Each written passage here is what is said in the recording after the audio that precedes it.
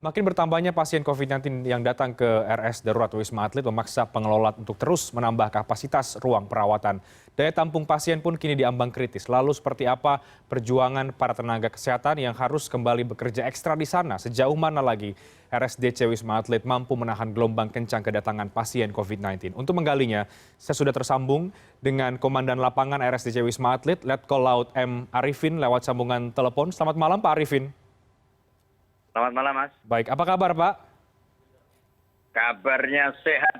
Baik, tetap kabar semangat. Baik, Pak Arifin. Tapi agak pusing ini. Agak pusing dan tetap semangat, mengingat juga ada penambahan pasien yang terjadi di Wisma Atlet ya. Pak Arifin, lonjakannya seberapa signifikan? Ya, ini seminggu terakhir ini sangat signifikan sekali, bahkan angka 661 yang seharian masuk di UGD itu adalah angka tertinggi sepanjang rumah sakit ini berdiri.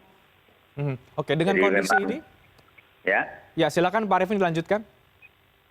ya jadi 5 hari ini memang banyak sekali yang masuk memang ke rumah sakit darurat Wisma Atlet Kemayoran di UGD kita, 500 lebih rata-rata tiap hari, 5 hari selama seminggu sepekan ini. Dan kemarin terakhir 590, hampir 600 itu sudah kita lakukan pengereman. Ya. Artinya yang karena sudah tahu malam itu sebaiknya besok dikirimnya. Sudah kita atur juga sebenarnya. Tapi kan di lapangan juga puskesmas juga mereka kesulitan kadang-kadang janjian dengan bis sekolah kuning itu kan yang biasa nganter ke tempat kita. Jadi mengepaskan waktunya mereka juga susah. Jadi kalau diatur bergelombang-gelombang mereka sekalian aja dok, ya, gitu kan. Ke call center juga menyampaikan seperti itu ya sudah kita beri waktu untuk mengirim.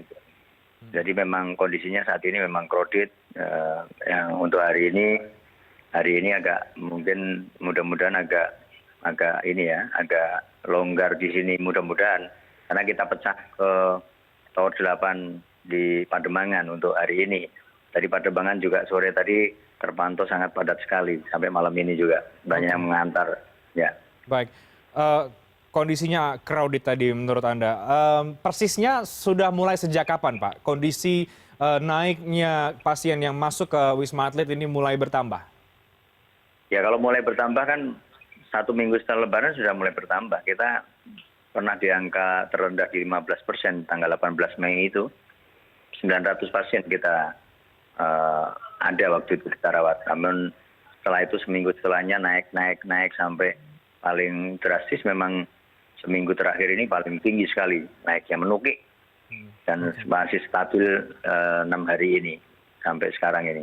Ya mudah-mudahan nanti dengan adanya Tower 8 ya ini pemecahan konsentrasi tidak terlalu crowded yang ada di Tower 6, Tower 4 maupun 5 yang Wisma Atlet Kemayoran. Namun memang kita sudah sampaikan juga ke puskesmas seluruh DKI Raya memang kriteria yang diterima di Wisma Atlet Pademangan di Tower 8 adalah pasien tanpa gejala dan pasien gejala ringan non komorbid itu yang di Tower 8. Sedangkan di Tower 4, 5, 6 dan 7 yang ada di Wisma Atlet Kemayoran atau yang dirujuk ke sini mulai hari ini tadi memang kita sudah tidak menerima orang tanpa gejala atau asimptomatis. Jadi yang diterima di sini hanya orang yang bergejala ringan dengan komorbid, gejala sedang ataupun gejala berat yang memang tempat lain sudah benar-benar tidak mampu menampung dan di sini pas kebetulan kalau masih ada. Jadi kalau saat ini juga isu kita juga banyak yang lumayan juga yang terisi mulai penuh kembali seperti bulan Januari yang lalu. Oke. Kondisi yang dirawat di Wisma Atlet Kemayoran untuk yang gejala berat mungkin Anda bisa gambarkan kepada kami seperti apa Pak Arifin agar ini juga bisa menjadi gambaran bagi publik di luar sana. Ya, sebagai gambaran memang seperti Januari, jadi pasien bergejala itu meningkat jumlahnya banyak, kemudian bergejala sedang juga meningkat jumlahnya banyak yang masuk HCU, kemudian dari HCU kadang-kadang ada yang mengalami penurunan kondisi sehingga harus dimasukkan ke ICU, tidak sedikit juga yang harus dilakukan intubasi di sini. Ini artinya pasien dengan masuk kondisi kritis ya kalau sudah diintubasi seperti itu. Jadi sebagai gambaran kepada masyarakat memang kondisi saat ini adalah seperti mirip-mirip seperti Januari tanggal 24 gitu ya, mengalami puncaknya kita, dan Januari minggu keempat. Pokoknya selama bulan Januari kita mengalami angka mortalitas yang paling tinggi sepanjang rumah sakit ini berdiri. Jadi setiap hari waktu itu ada yang meninggal 2, 3, bahkan pernah sehari itu sampai 4. Jadi itu yang terjadi waktu Januari. Yang mudah-mudahan untuk bulan ini, Juni ini tidak terjadi yang seperti bulan Januari. Namun memang faktanya ya, memang angka mortalitasnya seminggu kemarin juga naik. Nah, seminggu kemarin ada 3 orang yang meninggal di sini. Oke, baik. Pak Arifin, ini mungkin ini seperti apa yang terjadi di bulan Januari ya tadi Anda katakan.